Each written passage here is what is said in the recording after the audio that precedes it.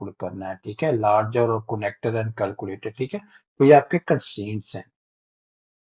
उसके बाद आप कह सकते हैं कि मेरी जो हाइट है ना वो रिस्ट्रिक्ट रखे, यानी जो हाइट है डक्ट की, ठीक है, कितनी हाइट आ रही है वो 350 है तो 350 रखे। अगर फर्स्ट करो मैंने को चेंज करनी है तो यहाँ जाके चेंज कर सकता हूँ, उस तरह से रखे, ठीक है। और विड्थ भी को आपको अगर रिस्ट्रिक्ट करना है तो विड्थ भी आप रिस्ट्रिक्ट करें, ताकि इन्हीं फार्मूला को इस्तेमाल करते हुए जब वो CFM कैलकुलेट करेंगे तो वो इन्हीं साइजेस के अंदर रहना चाहिए, इन साइजेस से बाहर नहीं जाना चाहिए, ठीक है। तो ये आपके पास ऑप्शंस होती हैं, ठीक है, आप कोई भी ऑप्शन इसमें से इस्तेमाल कर सकती हैं, ठीक है। मतलब कि ज़ाहिर है आपको ये भी देखना होता है कि वहाँ पे स्पेस कितनी है, जो सीलिंग जहाँ पे से डक्ट गुजर रहा है वहाँ पे स्पेस कितनी है, ठीक है।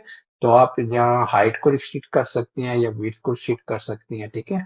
अगर आपने विड्थ को रिस्ट्रिक्ट करना है तो फिर आप जो है वो देखेंगे कि जो आपकी सीलिंग लेआउट है उसके अंदर कितनी यूटिलिटीज